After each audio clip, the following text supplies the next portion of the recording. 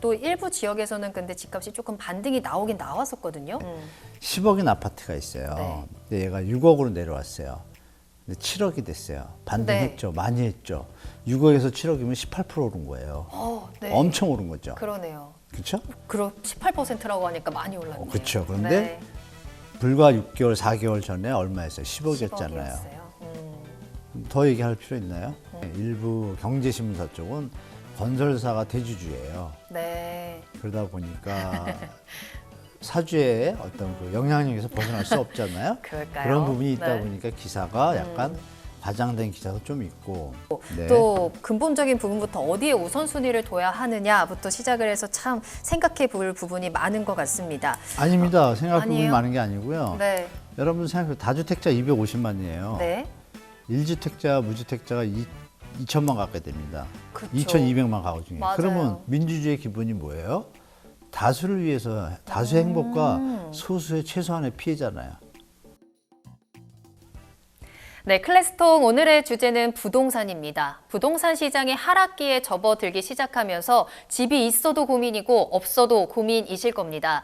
최근에는 집값이 반등을 하고 있다, 거래량이 늘고 있다라는 뉴스가 나오는데 또 한편에서는 역전세난이 현실화되고 있다, 양극화가 심화되고 있다라는 뉴스도 동시에 나오면서 우리가 시장을 바라보는 시선이 참 혼란스럽고 헷갈릴 따름인데요. 우리의 평생의 고민인 부동산, 현재 상황과 문제점이 무엇이고 또 어떻게 접근을 해야 되는지 이야기 나눠보도록 하겠습니다. 자, 오늘 한문도 교수님과 함께 이야기 나눠볼게요. 교수님 네, 안녕하십니까? 안녕하세요. 반갑습니다. 네. 자, 오늘 교수님과 함께 부동산 시장에 대해서 네. 냉정하고 또 객관적으로 좀 분석을 해볼 텐데요. 네, 네. 일단은 현재 부동산 시장에 대해서 조금 상황을 짚어보면 좋을 것 같습니다. 네. 이 한국은행이 기준금리를 인상하기 시작하면서 부동산 시장은 좀 침체기에 접어들었고 사실 2022년의 부동산 시장은 참 암울했다라고 말할 수 있을 것 같은데요. 이제 2023년 들어오면서는 조금씩 분위기가 달라지고 있는 건가라는 생각이 들기도 해요. 네. 이제 2023년도 어느덧 절반이 지나가고 있는데 현재까지의 올해 부동산 시장 상황은 어땠을까요? 시청자분들이 아시는 것처럼 이제 1월 3일이었죠.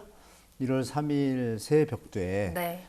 규제 완화 대책, 분양권 전매 제한, 실거래가 의무 폐지, 중도금 대출 무제한, 또 네. 특례보험자 이론까지 이제 등장을 하면서 시장에 이제 강력한 연착륙 대책이라고 발표했지만 실질적으로는 잘못하면 투기까지 갈 수 있는, 그래서 정부에서 투기 조짐이 보이면 조절 들어가겠다 할 정도로 강력한 대책을 던졌어요. 네. 그 효과로 인해서 1월 달부터 작년은 1,000대 이하의 거래량인데 서울 아파트 기준으로 1월 달에 1,500개, 2월 달에 한 2,700개, 3월에 2,900개, 4월에 드디어 이제 3,000개 조금 넘었어요. 맞아요. 그러니까 조금씩 나아지고는 있죠. 그리고 네. 5월 달도 약간 3,000대 수준으로 갈 것 같아요. 그래서 실제로 작년에 비하면 거래량이 는 건 맞습니다. 그리고 또 추가적으로 호가가 조금 올랐어요. 실제 거래도 작년에 많이 내려왔잖아요. 네. 어떤 지역들은 뭐 40%까지 내려오고 그랬어요. 성파 같은 경우에 35% 정도 내려왔는데 올해 이제 그 정책으로 인해서 한 5에서 10% 정도 상승했습니다. 그러면서 매도가도 좀 올라가고 있고 기사가 좀 많이 나오죠. 뭐 상승이다, 바닥을 찍었다 기사들이 많이 나오는데 제가 이제 30년 부동산을 했는데 네. 그 어떤 상승의 모멘텀이요 예전과 비교하면 좀 약합니다. 결론적으로 말씀드리면 힘이 약하다. 네, 힘이 네. 많이 약하고 네. 거래량이 일단 서울 아파트 평균 거래량이 한 6,100건 정도 나와요. 10몇 년 동안 통계를 내보면. 근데 이제 이런 막강한 대책이 나왔음에도 불구하고 3,000건 겨우 유지하거든요. 그러면 반토막 수준이잖아요, 평균에. 그래서 네. 우리가 막 집값이 막 오를 때는 거래량이 기억나실 거예요. 재작년 영끌 때. 한 달에 15,000건, 12,000건 막 이랬단 말이에요. 그렇게까지 많았나요? 네, 그거랑 와. 비교하면 너무 차이가 많이 나죠. 그러니까 우리가 기저효과에 빠질 수가 있어요. 지금 언론에서 많이 상승 분위기 좀 북돋고 있고. 그러니까 이제 무주택자분들은 좀 혼동스러우실 텐데, 그러니까 객관적으로 시계열, 길게 봤을 때는 체력이 약하다. 상승 모멘텀이 너무 약해서 제가 볼 때는 특례보험자 이론이 벌써 39조 6천억이 예산인데 30조가 소진됐어요. 그러면 이제 한 9조 남았잖아요. 그렇죠. 또 시장 분위기도 매도가가 올라가면서 거래량이 드디어 또 관망세로 좀 바뀌고 있어요. 실수요자들이 많이 진입을 안 하는 거예요. 그래서 제가 볼 때는 이 시장이 상승 반전했다라고 확언을 할 수는 없습니다. 앞으로 한 두세 달 더 추세를 지켜봐야 되고 역전세 문제가 또 이제 후반부 맞아요. 하반기에 많이 생길 거예요. 그러면 또 심리적으로 좀 하방 압력이 생기니까 제가 볼 때 연말까지 좀 시장을 지켜보셔라라고 제가 말씀드리겠습니다. 네. 아직까지는 완전하게 시장이 회복이 됐다, 또 분위기가 바뀌었다라고 네. 보기에는 여러 가지 좀 힘이 부족한 부분이 있는 것 같습니다. 네. 또 현재 시장에 있는 여러 가지 문제점들도 이제 간단하게 짚어주셨는데 저희가 구체적으로 하나하나 이제 짚어볼 건데요. 네. 사실 아직까지는 가격이 하락세를 보여주고는 있지만 그래도 지금 시장에서 또 주목하는 거는 그 하락폭이 둔화되고 있다라는 점에 좀 포인트를 주고 있는 것 같거든요. 예, 예. 하락폭이 점점 줄어들고 있다. 그리고 거래량도 조금씩은 늘어나고 있다라는 뉴스가 네. 참 많이 나오고 있는데 이런 뉴스가 계속 나오는 이유가 뭘까요? 일단 뭐 시청자분들 다 아시겠지만 네. 기억을 더듬어 보시면 집값이 오를 때 집값 폭등한다고 언론들이 다 썼잖아요. 그렇죠? 지금 어떻게 써야지 정상인가요? 집값 아직 확실하게 조정이 안 됐다. 조심해야 된다가 맞아요. 그렇죠. 근데, 아직은 주의해야 예, 한다. 아이러니하게 갑자기 다 오르는 분위기가 서 있잖아요. 그러니까 맞아요. 시청자분들이 판단하실 게 뭐냐면 불행히도 우리나라 언론들은 특히 이제 좀 메이저급 언론들 중에 일부 경제신문사 쪽은 건설사가 대주주예요. 네. 그러다 보니까 사주의 어떤 그 영향력에서 벗어날 수 없잖아요. 그럴까요? 그런 부분이 있다 네. 보니까 기사가 약간 과장된 기사도 좀 있고 예를 들면 매입 비중 2030 세대 뭐 35% 급증 이렇게 쓰잖아요. 네. 그 급증이 최저치일 때가 24%였어요. 작년 6월에. 네. 그리고 재작년 6월에도 최저치를 한번 찍었었어요. 찍었다가 올라간 게 35%, 40%대까지 갔거든요. 네. 경기 좋을 때. 그리고 또 35% 갔다가 또 요번에 내려왔다가 요번에 35% 올라온 거예요. 그러면 그 전에 35%대는 몇 개가 거래됐는지 봐야겠죠. 그러네요. 그 전에는 한 3,000, 4,000 개 나왔어요. 만 건대니까. 네. 지금은 35% 계산해도 1,000건밖에 1,000건도 안 돼요. 1,000건 겨우 되거든요. 그러면 3분의 1토막이잖아요. 아, 비율보다는 비- 실제적인 비교- 건수를 또 따지면 네, 비교를 네. 정확히 해야 되잖아요. 전체 그러니까 2020년도에는 3,000명의 2030 세대 집을 샀는데 지금은 1,000명이다. 그런데 그때는 특례보금자리도 없었잖아요. 지금 특례보금자리까지 있어. 네. 그러면 좀 상승 여력이 예전 같지 않는 거죠. 그래서 더 결정적인 게 뭐냐면 갭 투자 이 분석이 나옵니다. 정부에서 갭 투자 비율이 한때 30%까지 올라갔거든요. 지금은 10%대예요. 그럼 네. 그분들은 자, 이게 올라갈 거라고 생각하면 더 늘어나야 되잖아요. 안 늘어나잖아요. 그건 뭐냐면 투자하시는 분들이 미래에 대해서 상승에 대한 확신이 없는 거죠. 그리고 결정적으로 매물이 증가하고 있습니다. 매물이 많이 늘었어요. 1월 달에 비교해서요. 서울에 매물이 않는 아파트 단지 구가 없어요. 네. 전국적으로도 비슷하고 서울에 최고 많이 는 데는 한 40% 광진구가 매물이 왜 1월 이렇게 달에 많이 비해서요. 늘어나요? 그러면 여러분이 생각하실 게 한 가지가 있죠. 집값이 오르고 그러면 파는 거를 걷어들여서 매물이 감소하는 게 기본이에요. 기억나시겠지만 그러네요. 예전에 막 집값 폭등할 때 매물 씨가 말라 뭐 이런 얘기 기억나시죠? 맞아요. 지금 정반대 현상이 벌어지고 있어요. 그건 뭐냐? 왜일까요? 이게 유지하는 것보다 지금 파는 게 낫겠다고 판단하는 분들이 많다는 얘기죠. 그러니까 이상한 현상이 시장에 벌어지고 있죠. 그래서 기사가 말씀하신 것처럼 그런 현상을 같이 조명을 해주면 우리 시청자나 일반 분들이 판단하기가 좋죠. 이게 시장이 예전 같지 않다 판단할 텐데 2030 세대 분들은 바쁘신데 그 기사만 보면 갑자기 또 옛날 그 트라우마가 생기시니까 조금 과다하게 대출을 받아서 하시는 경우도 생길 수 있잖아요. 네. 저는 이제 제가 보는 관점에서 제2의 영끌이 될 수도 있다. 시나리오가 올라갈 수도 있고 내려갈 수도 있는데 지금 경제 상황이 올라갈 확률보다 내려갈 확률이 당분간은 많은 경제 환경이잖아요. 그러니까 그걸 생각해 보면 지금의 상승이다 막 이런 분위기 기사 많이 나오는 거는 제가 볼 때 기자분들이 조금만 더 네. 균형 감각을 갖고 기사를 내주면 우리 저 청년들이나 무주택자분들한테 도움이 될 것 같아요.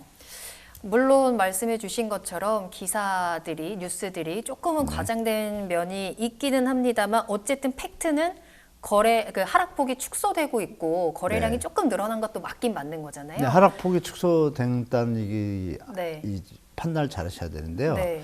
하락폭이 예전에 20% 내려왔다가 지금 5% 내리면 하락폭 축소가 됐죠. 그렇죠. 내린 거예요, 오른 거예요?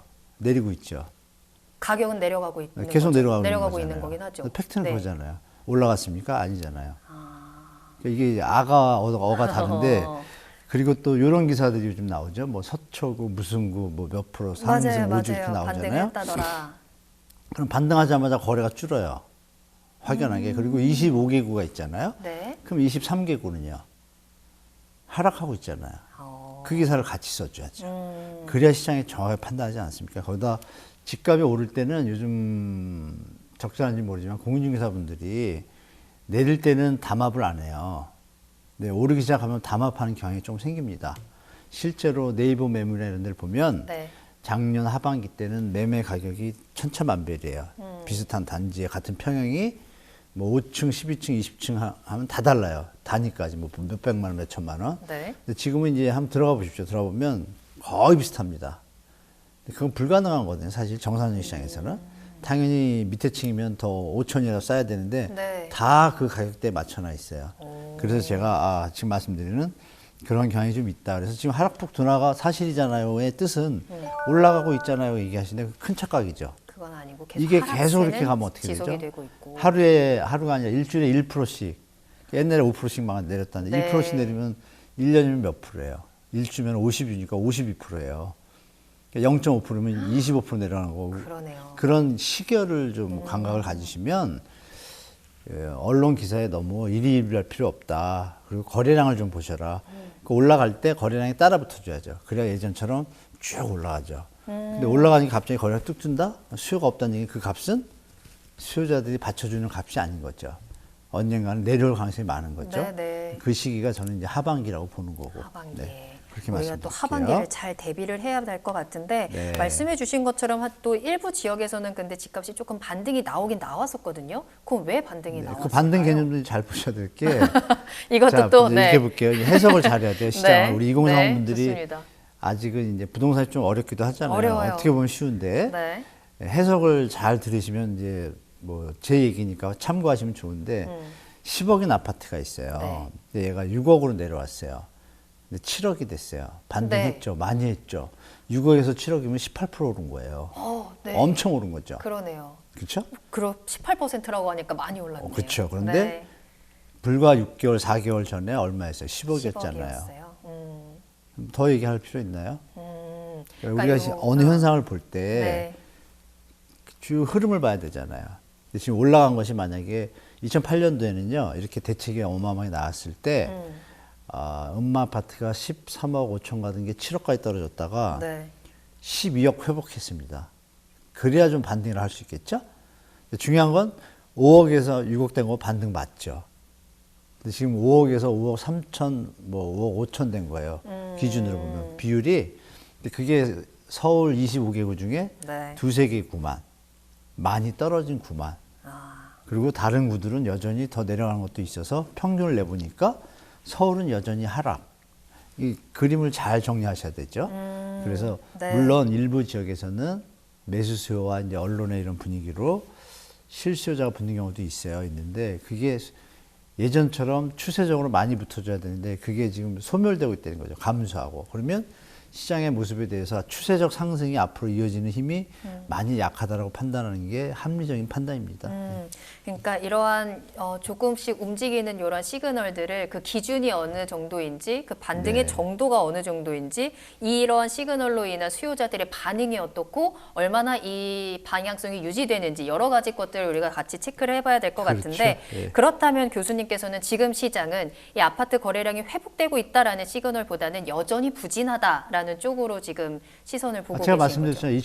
2008년도에 글로벌 금위기가 터지니까 완전히 시장이 죽었거든요. 그때 네네. 2천 건이에요. 월 아파트 거래가. 2천 건. 네, 지금 3천 건. 2008년도에 네. 그러니까 뭐 그 얘기를 많이 안 하시는데 제가 얘기 드리니까 좀 이해하실 거예요, 시청자분들이. 네. 그래 그러면 3천 건은 별 의미가 없구나죠. 그러나 작년에 워낙 죽었었잖아요. 뭐 800, 900 뭐 1000건도 이랬으니까 안 됐을 때가 그거의 있었으니까. 3배가 늘어났잖아요. 그쵸. 그러니까 여기서 이 데이터와 보도의 오류에 빠지시면 안 된다라고 제가 말씀드린 거예요. 그러니까 상승 여력은 한계에 부딪힐 거다라는 게 합리적인 판단 아닌가요? 데이터와 통계는 거짓말을 안 하니까. 네, 역사는 네. 또 되풀이되잖아요. 예. 좋습니다. 자, 그러면 이번에는 특례 보금자리론에 대한 이야기를 좀 네네네. 나눠볼까 하는데요. 그래도 이렇게 조금이나마 거래량을 좀 이끌었던 데 한몫을 했던 게 이 특례 보금자리론이 아닐까라는 생각이 듭니다. 네. 이 부분에 대해서는 어떤 의견을 가지고 계실까요? 특례 보금자리론에도 여러 가지 또 한계점도 있을 것 특례보금자리론은 같아요. 사실 안심전환대출이 그 전에 발표했는데 실패를 했죠. 금리 부분 때문에. 그리고 처음에 발표됐을 때 여러분이 잘 보실 게 뭐냐면 40조, 그러니까 39조 6천억의 예산이었어요. 네. 근데 용도가 여러분 의미를 잘 보셔야 돼요. 무주택자가 집을 사기, 청년층 무주택자 서민들이 집을 사기 위한 자금인지, 그 중에 비율이 대환 세 가지가 있어요. 목적이 대환 대출. 네. 빚을 내서 집을 산 영끌 세대들이 자기 그 금리 막 7%, 8%짜리를 4%짜리를 바꿔탈 수 있게 기회를 준 거예요. 네. 게다가 임대인이 임차인의 보증금을 못 돌려줄 때 그것도 대출해주는 용도가 있어요. 그래서 비중을 따져보면은 49%가, 47%가 대환대출용, 46%, 45.9가 신규 주택 매입이에요. 나머지 몇 프로가 그 임대 대출 반환용이고, 그렇다면 대환대출로 많이 쓰였잖아요. 네. 대환대출이 7%에서 4%가 되니까 도움이 되니까 다 하신 거예요. 그래서 한때 말이 나왔죠. 뭐 빚낸 사람들, 그럼 전세대출 받은 분도 7%였거든요. 서민은 안 도와주고 왜 집 있는 사람을 도와주냐라는 비판도 있었어요. 그러나 결론적으로 영끌한 세대한테 도움이 된 건 맞죠. 네. 집을 유지하는데 그게 이제 4%란 말이에요. 금리가. 그리고 결정적으로 나중에 금리가 인하하면 중도금 대출 상환 수수료가 없이 낮은 금리로 갈아탈 수 있는 혜택도 줬어요. 그래서 이제 이게 혜택이라는 얘기가 나온 거거든요. 특혜라는. 그럼에도 불구하고 정부는 진행을 했잖아요. 그러니까 중요한 거 여러분 뭐냐면 여기에 조건이 뭐예요? 소득을 따지지 않고라는 게 기본이에요. 네. 그럼 중요한 건 뭐냐? 왜 그럼 그 표현이 들어갔을까요?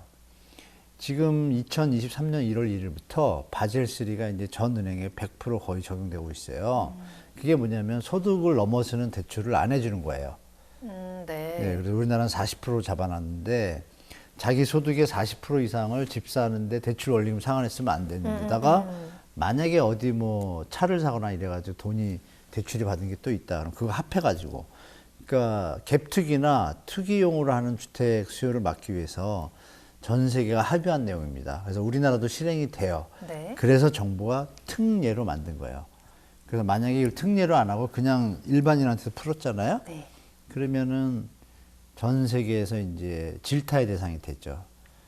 아니 정부라는 주체가 미국이 그렇게 가지고 버블이 터졌잖아요. 많은 사람이 힘들었고 그래서 합의한 내용이 바젤 3인 거예요. 그러니까 대한민국 함부로 할 수 없는데 IMF하고 OECD도 경고했고 영국의 이코노미스트도 분명히 경고를 했어요. 이런 네. 식으로 하면 안 된다라고. 근데 할 수밖에 없었던 건 뭐예요, 여러분? 작년에 미분양이 너무 많고 갑자기 심리가 급속하게 된 것 같으니까 자칫 이게 경제 위기나 금융 위기로 넘어갈 수 있는 금융기관들의 그런 것들이 조금 이제 좀 두려움이 많았죠. 정부도 그렇고 시장도 그렇고 그거를 이제 연착륙을 하겠다는 목적으로 나오다 보니 네. 전 세계 어떤 뭐 IMF나 이런 데서도 일부 이해하는 면이 있으니까 넘어갔지만 이걸 계속 할 수는 없잖아요. 결론적으로 차후에는 소득 수준에 맞는 집값의 형성이 이루어지는 시기가 올 거 아니에요. 그러니까 지금 집값이 그럼 적정하냐 따져보면 아니거든요. 그 특례보금자리론이 소진이 되고 나면 또 만약에 그걸 한다? 그럼 예산이 지금 많이 없잖아요. 네. 누가 봐도 좀 이상하잖아요. 네. 그래서 제가 볼 땐 소진이 되고 나면 특례보금자리론의 역할은 다 했다고 봐요. 다 했고 충분히 했고 급한 불은 일단 껐잖아요. 네, 껐으니까 좋은 효과도 있었는데 특혜라는 비판, 또 전세자금 대출 받은 분들은 이런 게 없었잖아요, 자금이. 이건 약자를 위한 정책은 없고 공정과 상시하고는 좀 멀잖아요. 그런 부분에서 비판도 받았지만 대환대출 영끌로 급하게 사신 분들, 네. 특히 실거주 이런 분들이 7% 이자 부담 못 견디거든요. 그분들을 그래도 구제해 줬다는 데서는 네. 긍정적인 측면도 분명히 있습니다. 그럼 우리 투자자분들이나 수요자분들은 이 특례 보금자리론을 활용을 하는 게 훨씬 더 좋은 좋았었죠. 건가요? 근데 중요한 건 좋았었는데 썼는데 주택 가격이 내려온 상태에서 그건 맞잖아요. 네. 근데 지금 요새 올라갔잖아요, 조금. 그렇죠. 그러니까 이 특례보금자리론이 기억을 더듬으시면 7일째 되는 날 기사가 났어요. 특례보금자리론 대흥행. 맞아요. 일주일 만에 10조 소진이에요. 10조예요, 일주일 만에. 그러면 아까 39조 6천원이니까 40조잖아요. 그러면 한 달이면 소진 다 돼야 되죠. 그렇죠. 왜 안 되죠? 아직 남아있죠. 아직도 남았는데 30조. 10억 가까이가? 왜 그러죠? 몇 달째인데? 아, 그거 여러분이 분명히 한번 또 생각해 생각해 볼 보시면 만한 왜 문제가 안 있겠네요. 쓰겠어요? 이거 집값이 너무 비싸죠. 결론은 왜? 비싸면 이자 내는 돈이 늘어나고 네네. 더 내려갈 것 같다라고 판단되면 안 쓰겠죠. 왜? 신문에서 언론에서 이런 보도가 나왔거든요. 급히 서둘러야 된다는 분위기를 많이 기사가 나왔어요. 매번 한 달에 한 번씩 나왔어요. 이제 얼마 안 남아 뭐 이렇게 얼마 안 남아가 몇 달이 가도 남아 있네. 그러니까 이런 부분에 대해서 시청자분들이 이거 뭐지라고 한번 네. 조금 이면에 그 생각을 해보시면 시장에 대한 어떤 느낌들이 좀 오실 거예요. 그렇죠? 네. 알겠습니다. 아직도 10조가 남았습니다. 네. 아직도라는 표현을 사용해 네. 주셨네요. 자, 그리고 지금 시장의 문제로 또 하나가 떠오르는 게 역전세난입니다. 네. 부동산 가격이 많이 하락을 하다 보니까 이 역전세난이 특히나 올 하반기에 빠르게 확산될 것이다라는 우려가 지금 커지고 있더라고요. 그렇죠. 역전세, 깡통전세 지금 속출하고 있는 상황인데 좀 심각한 수준으로 받아들여야 될까요? 네. 심각해요, 지금. 네, 많이 심각하죠. 지금 보도에는 많이 안 나오고 전세 사기 피해로 이제 좀 극단적인 선택한 이런 기사들이 좀 막다 보니까 맞아요. 역전세에 대해서 약간 조금 방향성이 틀어졌죠. 실제로 시장 상황은 어떠냐면 2022년, 그러니까 2023년 올해 하반기부터 아마 역전세가 다시 부각될 겁니다. 특히 강남을 발원지로 해서 끝나지가 않네요, 이 부동산의 어려움들이. 네, 발원지는 왜 네. 강남이라고 그러냐면 네. 강남에 입주 물량이 많아요. 입주 물량이 많으면 이런 부동산 경기와 상관없이 역전세가 나거든요. 그래요? 기억을 더듬으면 2019년도에 헬리오시티라고 9,000세대 입주할 때 송파구가 그 부동산 좋은 경기에서 다 역전세였습니다. 9,000세대가 물려오니까 네. 원래 있던 분들이 그러고 가잖아요. 네. 소화되고 뭐 그런 또 잔금을 전세 보증금으로 채우려는 분들은 빨리 구해야 되는데 올 사람이 없잖아요. 그럼 어떻게 돼요? 역전세가 나가지고 났습니다. 그러면 이제 경기 안 좋을 때는 더 심각하겠죠? 네. 지금 경기가 좋나요? 안 좋나요? 안 좀 안 좋죠. 좋죠? 네. 근데 지금 8월에 7, 8월에 한 은평구하고 해가지고 한 5, 6천 세대가 서울에 입주를 해요. 네, 지금 벌써 이제 전세 매물이 나왔어요. 입주가 8월인데 벌써 전세 매물이 나오고 있고 기억하시겠지만 2월 달에 개포동 자이 프레지던스가 입주를 했어요. 아직도 물건이 뭐 몇백 개 남아 있습니다. 그래요? 그러니까 이런 상황 속에서 또 나오는 거잖아요, 물건이. 그러면 잠시 올라가던 힘도 이런 영향들 때문에 네. 지금 역전세가 내년 상반기까지 이어질 거라고 봐요. 특히 기억을 더듬으면 2022년 말에 2년 전을 되돌아보면 2020년 말이잖아요. 그렇죠. 그렇죠? 네. 그때부터 기억하시면 2020년도 임대차 바뀌고 막 주택 가격도 오르고 전세 가격도 오를 때 그게 2022년 초까지 갔어요. 최고점이 전세가가 2021년 10월부터 2022년 1, 2월까지 최고점이에요. 전세 가격이 꼭지. 네. 그럼 2022년에 계약을 하신 분들은 만기가 언제죠? 2024년 2월이 되겠죠. 그 사이에도 있겠죠. 그러니까 앞으로 하반기에서 내년 1, 2월까지는 그런 일이 계속된다라는 걸 아셔야 됩니다. 예. 그럼 그에 대해서 우리가 어떤 대비를 해야 되는지가 궁금합니다. 우리가 또 이제 사람에 따라 틀리죠. 네. 집을 많이 갖고 있는 분들은 네. 빨리 집을 저렴하게라도 팔아서 유동성을 그래요? 확보해야지 되지. 만약에 집이 10개가 있는데 1억씩 내려갔어요. 그럼 10억을 마련해야 되잖아요. 그러네요. 근데 이번에 LTV 30% 다주택자 풀어줬는데 그돈 갖고 모자르면 어떻게 돼요?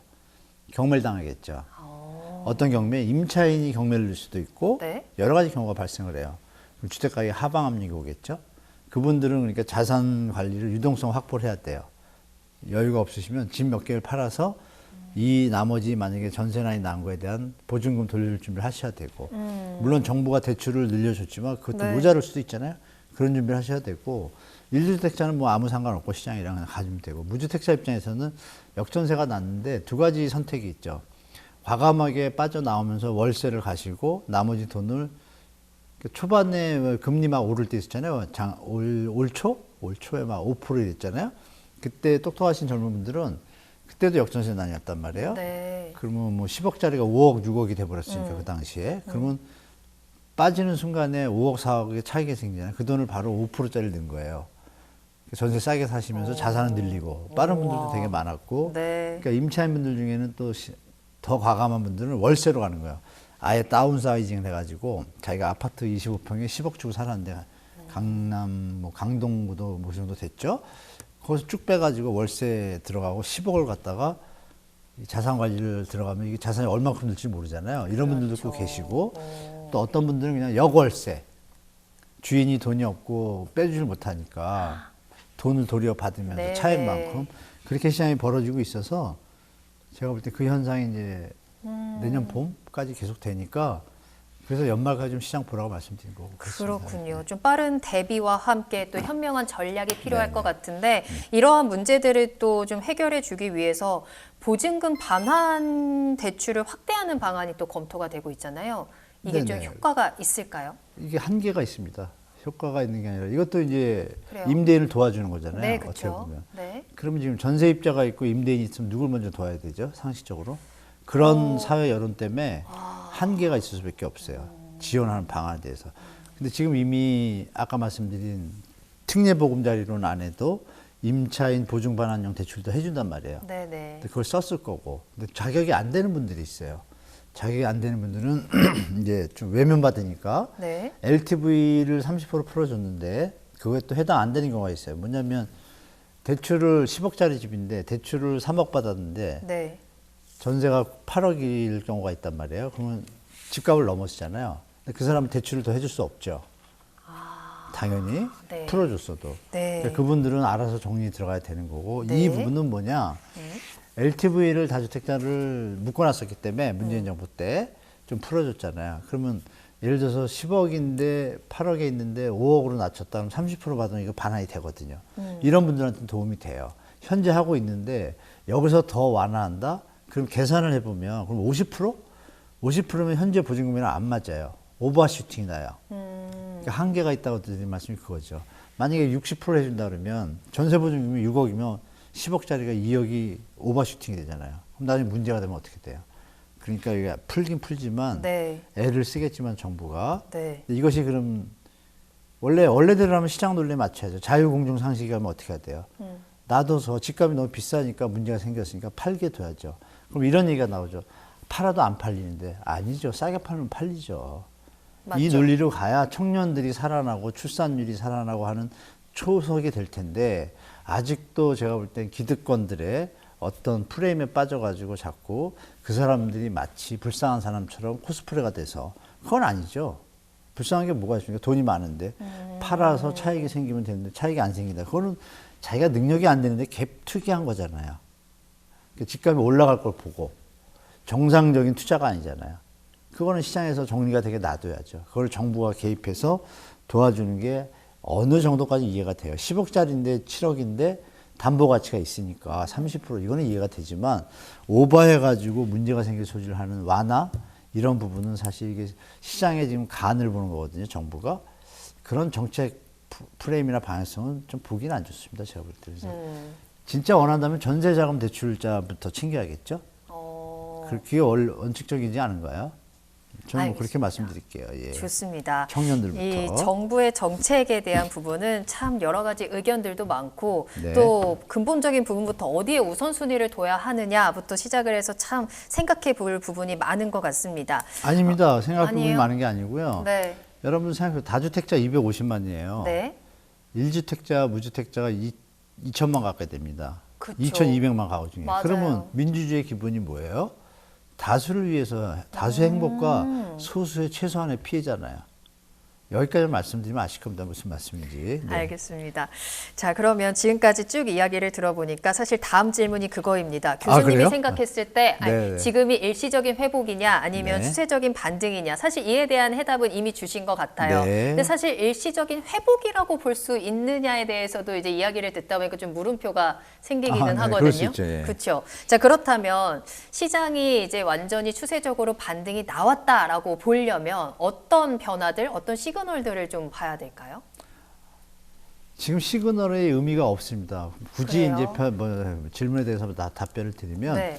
조건이 거래량이 있을 것 의미 있는 같아요. 수준까지 늘어나고 평균 거래량을 넘는 수준 그리고 전세 가격이 상승 추세로 바뀌고 현재 미분양이 증가하다가 요즘 잠깐 멈췄잖아요. 네, 네. 분양을 안 하니까 멈춘 거거든요. 네, 미분양이 좀 대폭 감소하고 이렇게 세 가지가 동시에 이루어지면 추세적 반등이 시작인데 이것이 네. 시계열로 가야죠. 최소한 반년 정도 이어지면 네. 이제 추세적 반등 자리에 들어섰다고 할 텐데 지금 결정적인 게 뭐냐면은 알프레드 마샬의 수요 공급의 법칙에서 기본이 전제 조건이라는 게 있잖아요. 그럼 지금 전제 조건이 뭐예요? 다른 상황이 고정됐을 때 얘기해요. 지금 말씀드린 거. 그런데 경제 위기가 왔어요. 네. 그럼 얘가 가다가 계속 갈까요? 못 가잖아요. 꺾이잖아요. 그쵸. 그러니까 여러분이 생각하실 거는 반등 신호는 그거지만 여러분들이 잘 보셔야 될 게 뭐냐면 항상 부동산은 경제 패턴을 벗어날 수 없다. 경제 상황을. 이걸 더 먼저 보셔야 됩니다. 그래서 사실은 부동산만 쳐다보시면 큰일 나고요. 경제 물가 금리 공부도 좀 하셔야 되고 미국의 프레드 자료가 많아요. 프레드라는 곳에 세인트루이스 연방준비은행의 네. 자료도 보시고 뭐 물가지 이런 거 계속 공부하셔야 이 아까 말한 데이터들이 그 다른 CPI나 무슨 물가지 이런 것들이 안정적일 때 지금 말씀드린 내용이 들어가면 무조건 추세적 반등이지만 지금은 그 가정들이 상태가 안 좋다. 변동성이 너무 심하다. 네. 그러니까 말씀드린 내용은 팩트는 팩트지만 전제 상황이 지금 틀리다라는 거를 머리에 두시고 시장에 대처하시 바랍니다.